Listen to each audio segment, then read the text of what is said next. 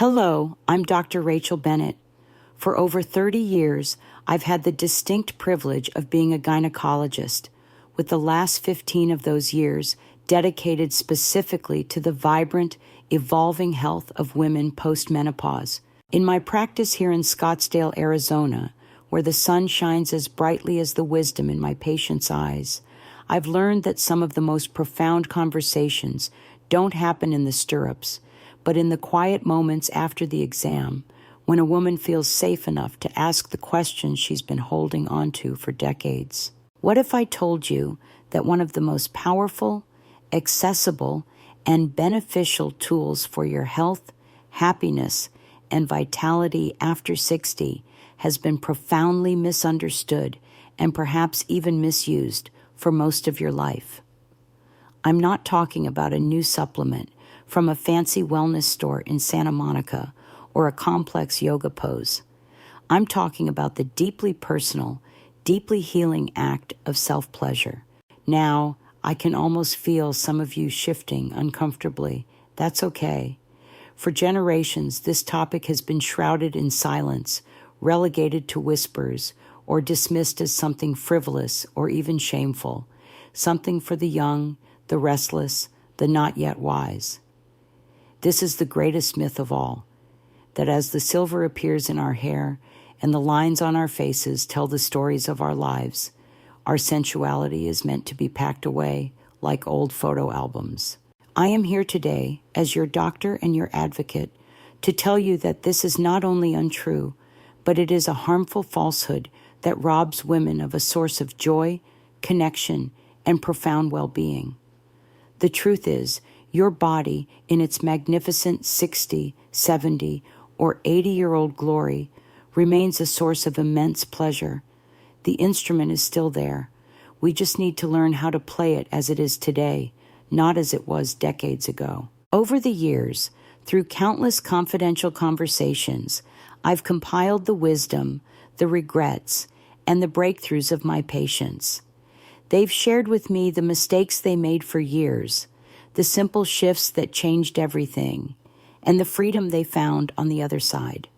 Today, I'm going to share that collective wisdom with you. We are going to pull back the curtain on the 7 most common self-pleasure errors that women over 60 tell me, time and time again, they wish they had avoided sooner. This isn't about chasing youth. It's about embracing the profound, mature, and uniquely beautiful sensuality of the woman you are right now. The first and arguably most consequential error I see, the one that causes the most physical discomfort and psychological discouragement, is what I call the desert dry fallacy. This is the act of approaching self-pleasure as if your body is still producing the abundant, naturally occurring lubrication of a 25-year-old. After menopause, our estrogen levels decline significantly. Estrogen is the hormone that kept the vaginal tissues plump, elastic, and moist. Without it, the tissues can become thinner, more delicate, and drier, a condition known as vaginal atrophy or the genitourinary syndrome of menopause, GSM. To ignore this fundamental biological shift is to set yourself up for failure. Attempting any form of stimulation, whether with fingers or a toy, on dry, delicate tissue is not just uncomfortable, it can be painful. It can cause friction, chafing, and even tiny micro tears in the vaginal or vulvar skin, which not only hurt, but can also increase the risk of infections like UTIs or yeast infections. This pain creates a devastating negative feedback loop in the brain. Your body, in its infinite wisdom, learns to associate touch with pain, and it begins to shut down in anticipation. Arousal becomes more difficult, desire wanes, and you conclude, mistakenly, that you've lost it. You haven't lost it. You've just forgotten a key ingredient. The solution is as simple as it is transformative. Embrace high-quality lubricant as your best friend. I'm not talking about the sticky, glycerin-filled goo you might find at a gas station checkout. I'm talking about investing in a premium, body-safe lubricant. There are two main types to consider: water-based and silicone-based. Water-based lubricants are versatile, safe to use with all toys, and easy to clean up. Look for ones that are free of parabens, glycerin, which can sometimes contribute to yeast infections, and fragrances. Silicone-based lubricants are more slippery and last much longer, making them fantastic for extended sessions or for women with more significant dryness. However, they should not be used with silicone toys, as they can degrade the material over time. Do not use petroleum jelly, baby oil, or cooking oils, as these can disrupt the delicate pH balance of the vagina and are difficult to clean. Apply it generously, not just at the entrance, but on the clitoris, the labia, and your fingers or toy, and apply it before you even begin. I had a patient, a lovely 72-year-old retired librarian from Chicago named Carol, who told me she thought her sexual life was over. She described the feeling as sandpaper. After our talk, she hesitantly bought a bottle of good quality silicone-based lubricant. The next time I saw her, her eyes were bright. "Dr. Bennett," she said, "it was like watering a garden I thought was dead. Everything bloomed." Now I want to check in with you. Does this issue of dryness and discomfort resonate with your own experience? Is this something you've struggled with in silence? If you found this first point helpful and it gave you a new perspective, please type the number 1 in the comments below. If it wasn't particularly relevant or helpful for you, please type a 0. Your feedback is invaluable and helps me tailor my advice to what you truly need. Once we've created a comfortable, slippery foundation, we run into the second major error, getting stuck in the rut of routine. This is the tendency to do the exact same thing, in the exact same way, every single time, expecting the same result you got when you were 35. Our bodies are not static instruments. They are dynamic, ever-changing landscapes. The path to pleasure that was a well-worn superhighway in your 30s and 40s might be a quiet country lane now, while entirely new, undiscovered scenic routes have opened up elsewhere. Continuing to stimulate only one specific spot with the same pressure and motion, only to be met with frustration, is a common complaint. The reason this old way is no longer sufficient is because our entire nervous system changes with age and hormonal shifts. Some areas may become less sensitive, while others, surprisingly, become more so. Blood flow patterns alter. The clitoris, for instance, remains packed with nerve endings, but the surrounding tissue might be less engorged, changing how it responds to direct pressure. Relying on a decades-old memory of what works ignores the beautiful reality of the body you inhabit today. The solution is to become a gentle, curious explorer of your own body. This is a time for rediscovery, not repetition. I encourage my patients to set aside time with no goal in mind, no pressure to achieve orgasm, no finish line to cross. The only goal is sensation. Begin by exploring non-genital areas. Notice the sensitivity of your skin behind your knees, the inside of your wrists, your neck, or your earlobes. Use different textures, a silk scarf, a soft feather, or just your own fingertips with a bit of massage oil. When you do approach your genitals, be a cartographer mapping new territory. Instead of going straight for the clitoris, explore the entire vulva. Gently trace the outer and inner labia. Pay attention to the area around the vaginal opening. Use different types of touch: light, feathery strokes, firm, steady pressure, slow circles, gentle tapping. You may discover that the direct, intense stimulation you once craved is now overwhelming, and that broader, more diffuse sensations around the entire clitoral hood and mons pubis are far more arousing. I had a patient, a 68-year-old artist from Austin, Texas, who was incredibly frustrated. Her tried and true method wasn't working anymore. I suggested she approach it like one of her paintings, starting with a blank canvas and exploring with no preconceived notion of the final product. She later told me she discovered that gentle pressure on her perineum, the area between the vaginal opening and the anus, was a new and incredibly powerful pleasure point for her, a place she had completely ignored for 50 years. She had to unlearn the old map to discover her new world. How does this idea of exploration feel to you? Do you find yourself stuck in a routine that is no longer serving you? Let me know if this concept of becoming a body explorer is a helpful framework by typing a 1 in the comments. If you feel this doesn't apply to you or isn't useful, a 0M is perfectly welcome. I read every single piece of feedback. This brings us to the third and perhaps most psychologically profound error, the climax-only trap. This is the deeply ingrained belief that the sole purpose of any sexual act, including self-pleasure, is to achieve an orgasm. If an orgasm doesn't happen, the entire experience is deemed a failure.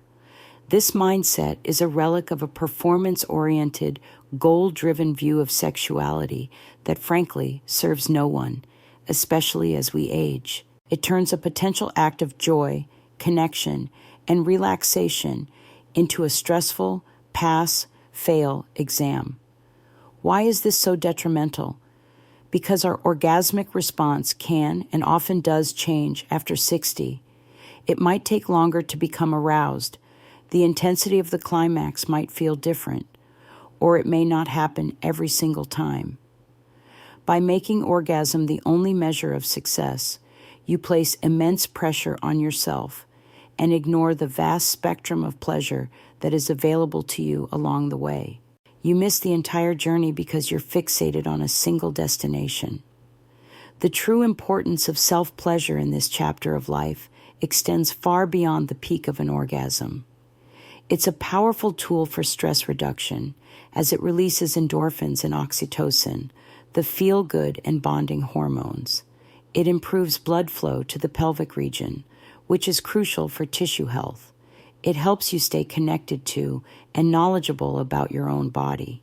And perhaps most importantly, it is an act of radical self-care and intimacy with the person you will spend the rest of your life with, yourself. The solution is to consciously redefine success. Before you begin, set an intention that has nothing to do with orgasm. Your goal could be to simply feel relaxed for 15 minutes. It could be to feel sensual and present in your body. It could be to simply enjoy the feeling of touch without any expectation. By removing the pressure of the finish line, you give yourself the freedom to enjoy the entire experience, the warmth, the tingling, the building arousal, the deep breathing.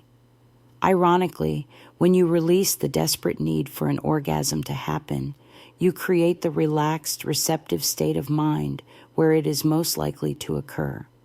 A patient of mine, a former CEO in her late 60s from the Bay Area, was a classic type A personality. She approached everything in life as a goal to be crushed, and her solo sex life was no different. She was timing herself, getting frustrated, and feeling like a failure. We worked on shifting her mindset from achieving to receiving. I had her start by just taking a warm bath, lighting a candle, and gently massaging lotion into her skin for 20 minutes, with no genital touch allowed. Gradually, she learned to just be with the sensations. It took time, but she eventually reported that not only was she enjoying the process infinitely more, but her orgasms, when they did happen, felt more profound and holistic because they arose from a place of relaxation, not striving. I'd love to hear from you on this. Have you ever felt that pressure, that feeling of failure if you don't reach a climax? Does reframing the goal from orgasm to overall pleasure feel like a weight off your shoulders? If this idea resonates with you, give me a 1E. If you think the orgasm is and always should be the main goal, let me know with a 0E. There's no right or wrong answer, only your experience. The fourth error is a close cousin of the last one, and it's what I call clitoral fixation. It's the tendency to focus exclusively and intensely on the clitoral glands, that small, incredibly sensitive external nub, while ignoring the vast, interconnected network of pleasure surrounding it. While the clitoris is indeed the epicenter of female orgasm, with its thousands of nerve endings, treating it like an isolated doorbell to be pushed relentlessly is often a recipe for overstimulation, discomfort, and even numbness.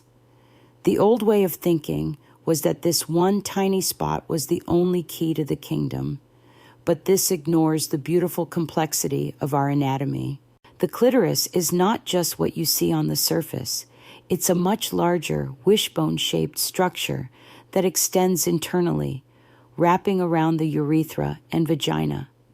Its internal legs, or crura, are filled with erectile tissue, just like a penis. Therefore, stimulating the areas around the clitoris, the labia, the mons pubis, the fleshy mound above, and even the area inside the vagina can indirectly arouse the entire clitoral complex in a way that is often deeper and less jarring than direct, high-intensity stimulation. The importance of understanding this is that it opens up a universe of new sensations. A more holistic approach prevents the sensitive glands from getting burned out before you're fully aroused, and it builds a slow, simmering pleasure that can lead to a more profound and full-bodied orgasmic experience. The solution is to think in terms of zones of pleasure rather than a single button. Spend ample time warming up the entire area. Use the flat of your fingers to apply gentle pressure to your mons pubis. Use a circular motion on the skin on either side of your clitoral hood. Gently stroke your inner and outer labia. You might find that this indirect stimulation is more than enough to bring you to a high level of arousal. When you do approach the clitoris directly, use a cushioning layer of lubricant and start with the softest touch possible. Alternate between direct touch and stimulating the areas around it. Think of it like a beautiful piece of music. You don't just blast the crescendo. You build it with layers of harmony, tempo, and rhythm. A patient from Denver, a 65-year-old who had enjoyed self-pleasure her whole life, came to me because it had suddenly started to feel annoying and sharp. She was doing the same thing she'd always done, but her body was responding differently. We discussed this idea of holistic touch. She started incorporating a small, soft, vibrating wand, not directly on the clitoris, but on her labia and mons pubis. She discovered that the gentle vibrations through the surrounding tissue created a deeper, thrumming arousal that was far more satisfying than the zingy feeling she had grown tired of. Now, it's your turn. Have you been focusing solely on one spot? Is the idea of exploring the entire landscape of your vulva new to you? If this broader approach to touch seems like something you'd like to try, let me know with a 1 in the comments. If you've always found that direct stimulation works best for you, and this isn't as helpful, a 0 is fine. I appreciate your honesty. This leads us directly into the 5th common error, the tool taboo. This is the avoidance of using sex toys, often due to deeply ingrained beliefs that they are somehow unnatural, a sign of personal failure, or something only for the weird or perverted. Many women over 60 grew up in an era where these items were sold in shady back rooms, not in the bright, welcoming, health-focused boutiques and websites of today. This outdated thinking prevents women from accessing tools that can be incredibly helpful, if not essential, for navigating the physical changes of aging. Relying solely on one's hands can be limiting. As we age, we may develop arthritis in our fingers, making certain motions difficult or painful.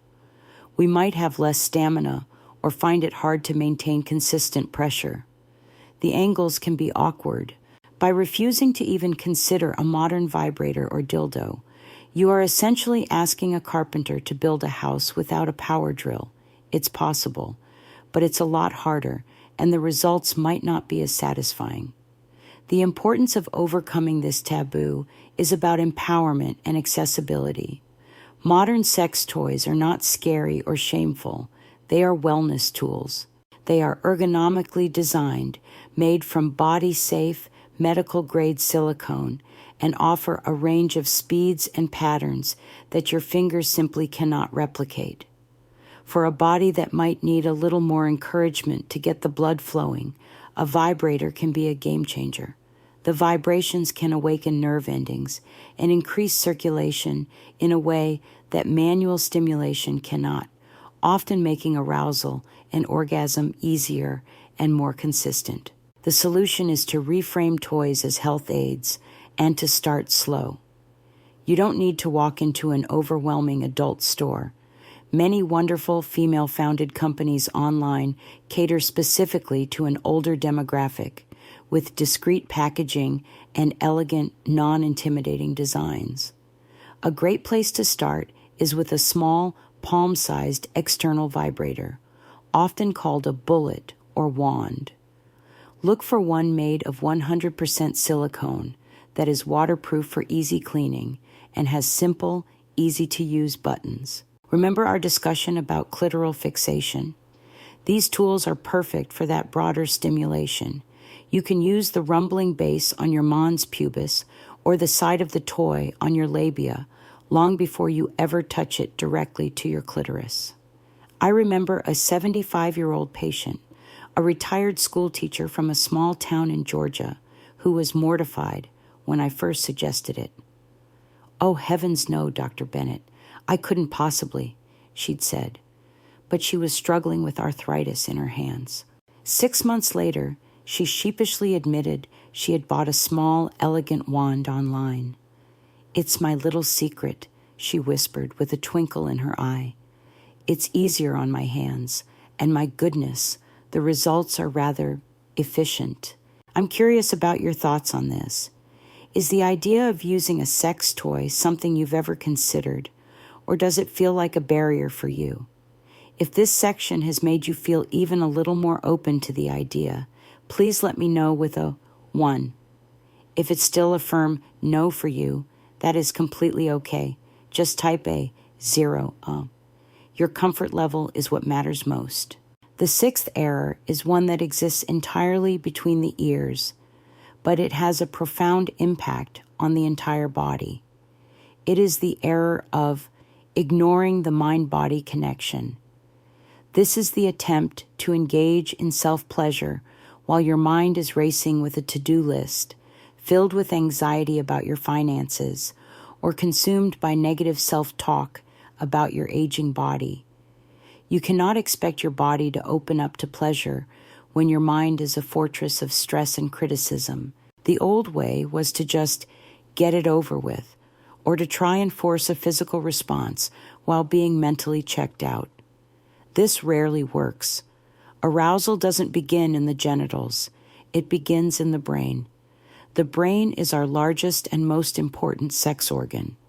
If your nervous system is in a state of fight or flight due to stress, it physically cannot switch over to the rest and digest and breed and feed state that is required for sexual arousal. Cortisol, the stress hormone, is the enemy of oxytocin and endorphins. Furthermore, years of societal messaging can lead to a harsh inner critic that pipes up at the most inopportune times, judging the wrinkles on your stomach or the softness of your arms. This critical voice is the ultimate passion killer.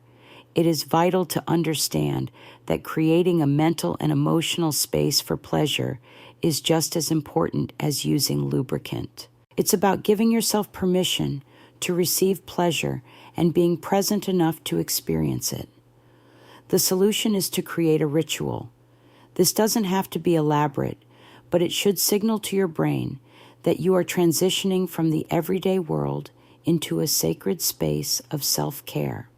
It might start with locking the bedroom door and putting on music that makes you feel relaxed or sensual. It could involve 5 minutes of deep breathing, focusing on the sensation of the air entering and leaving your lungs to calm your nervous system. It might be looking at yourself in the mirror, not with criticism, but with gratitude, placing a hand over your heart, and thanking your body for carrying you through so many decades of life. This practice of mindfulness, of being fully present in the moment without judgment, is the key. When you touch your skin, really feel the sensation of that touch. If your mind wanders to your grocery list, gently guide it back to the feeling in your fingertips or the warmth on your thigh. This mind-body synthesis is where true, deep pleasure resides. A patient from Portland, Oregon, a 62-year-old empty nester, felt a profound sense of numbness. She was physically going through the motions, but felt nothing. We discovered her mind was constantly preoccupied with her adult children's problems. Her ritual became her mental clearinghouse. Before she even touched her body, she would spend 10 minutes writing down all her worries in a journal, effectively parking them on the page. This simple act freed up her mental bandwidth to actually be present in her own body, and slowly the feeling returned. How does your mental state affect your ability to feel pleasure? Have you ever noticed that when you're stressed, your body just doesn't respond? If this focus on mindfulness and creating a ritual feels like a missing piece of the puzzle for you, type A1. If you don't feel this is a major factor in your experience, let me know with a 0.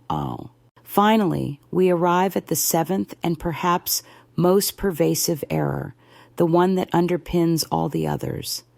It is the error of suffering in silence and shame. This is the belief that your questions are silly, your desires are abnormal, and your struggles are yours to bear alone. For generations, women's sexuality, especially as they age, has been one of the world's best-kept secrets. We talk to our friends about our aching joints, our grandchildren, our retirement plans, but rarely, if ever, do we talk about this. This silence creates a powerful illusion that you are the only one feeling this way. This isolation is why these errors persist for so long. Without shared knowledge and community, we are all forced to reinvent the wheel in the dark. The problem with the old way of just keeping quiet is that it perpetuates a cycle of misinformation and shame. It prevents you from seeking help from your doctor, from learning from the experiences of other women, and from normalizing an essential part of your human experience. It makes you feel broken when you are simply changing.